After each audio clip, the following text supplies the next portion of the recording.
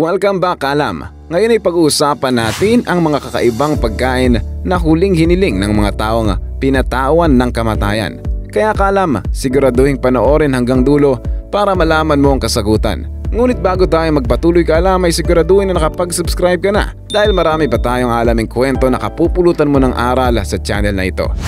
Victor Harry Fecker. Noong 1963, sa edad na 28 taong gulang, siya ay naharap sa kasong kidnap at murder matapos niyang barilin sa ulo ang isang doktor. Siya ay nasentensyahan sa parusang bitay at nang siya ay tanungin kung ano ang kanyang huling pagkain na gusto niyang kainin, ay sinabi niya na gusto niya ng isang olive na mayroong tangkay.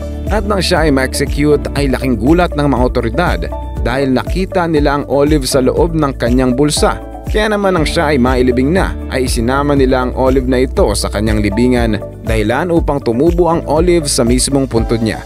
Marami ang nagsasabi na ito raw ay simbolo ng kapayapaan sa kanya. Gerald Lee Mitchell. Noong June 1985, sa edad na 18, siya ay naharap sa kasong pagnanakaw at pagpatay sa 20 taong gulang na lalaki. Bago pa man siya ay tanungin kung ano ang gusto niyang huling kainin ay tiyak na niya kung ano ang nais niya. Magugulat ka, Kalam, dahil hindi mo aasahan ang kanyang kailingan dahil ang nais lamang niyang kainin ay isang pack ng assorted flavor na Jolly Rancher hard candy. Inubos niya ang lahat ng ito bago niya harapin ang parusang kamatayan sa pamamagitan ng lethal injection.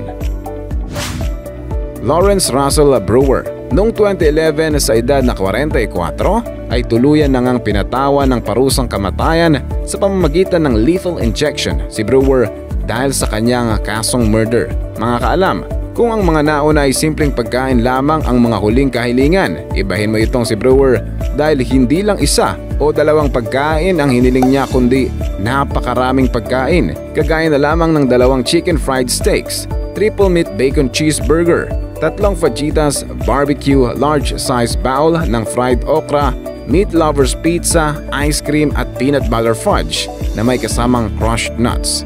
Subalit Kaalam, hindi niya kinain lahat ng ito sa kadahilanang wala siyang ganang kumain at hindi daw siya nagugutom. Kaya naman sa 87 taong tradisyon na pagbibigay ng espesyal na huling hiling na makakain sa Texas ay pinagbawal na dahil sa insidente na ito. John Wayne Gacy. Taong 1994, sa edad na 52 taong gulang ay pinatawan ng lethal injection.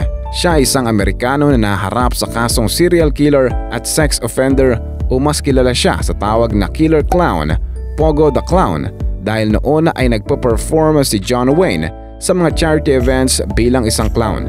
Umabot sa 33 ang kanyang mga naging biktima.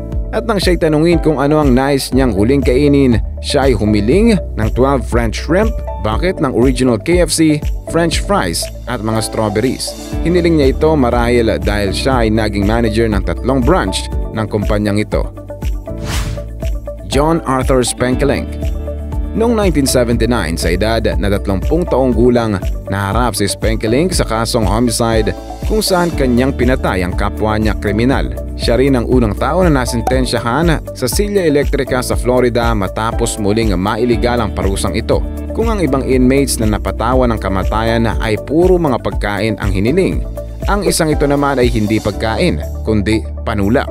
Oo Kaalam, inumin ang kanyang huling hiniling. Humiling siya ng isang bote ng Jack Daniels at nakipagtagay pa siya sa kanyang tagabantay. Kaya naman bago siya mamatay ay pinatupad ang pagbabawal ng pagbibigay ng alak bilang huling kahilingan. Eileen Wuornos. Taong 2002 nang si Wuornos ay isang Amerikanang serial killer kung saan umabot sa 6 na lalaki ang kanyang naging biktima. Siya ay napatawan sa pamamagitan ng lethal injection. Ang babae na ito ay humiling lamang ng black coffee bago niya kaharapin ang kanyang kamatayan. Dahil ayon sa kanyang paniniwala ay hindi naman daw siya magtatagal na patay dahil siya raw ay mabubuhay muli at sa pagkakataon na yaon ay kasama na daw niya si Jesus at mangyayari daw ito sa ika-6 ng Hulyo. Ngunit nang dumating ang araw na yon ay wala namang nangyari. Ricky Ray Rector. Tao naman na ito ay naparusahan din sa lethal injection noong 1981 dahil sa kasong pagpatay sa isang police officer. At matapos nga siyang makapatay ay agad naman siyang nagtungo sa mga pulis upang isuko ang sarili. Si Rector naman ay humiling ng steak, fried chicken, cherry Kool-Aid at pecan pie. Itinabi ni Rector ang pie sa kanyang tray at nang tinanong siya kung bakit niya ito itinabi ay agad naman siyang sumagot ng para mamaya. Mga kaalam, ang hiwa ng pecan pie na naiwan ni Rector ay hindi agarang itinapon dahil hinihintay muna nila itong tuluyang mawalan ng buhay bago itapon.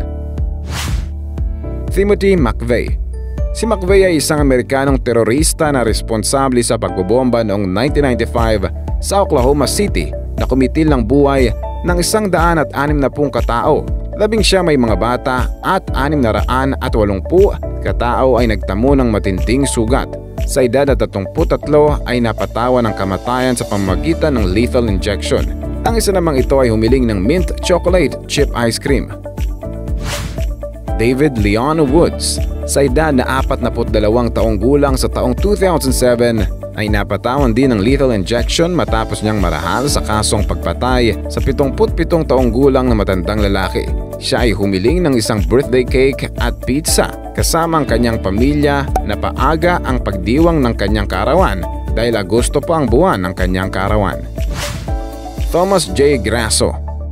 Taong 1995 nang mapatawan ng parusang lethal injection ng Amerikanong ito sa edad na 32 taong gulang sa kadahilan ng siya ay naharap sa kasong double murder kung saan kanyang kinitil ang buhay ng dalawang matanda sa magkaibang araw at lugar. At nang nalalapit na ang oras ng kanyang kaparusahan, siya ay humiling ng 200 talaba at tahong, lemon wedge, Burger King double cheeseburger, kalahating dosena ng spare ribs, 2 strawberry milkshakes, kalahating pumpkin pie na mayroong whipped cream at hiniwang mga strawberries at ang panghuli ay ang spaghetti at meatballs. At alam niyo ba kaalam na ang kanyang huling binanggit ay ang mga salitang I did not get my spaghettios. I got spaghetti.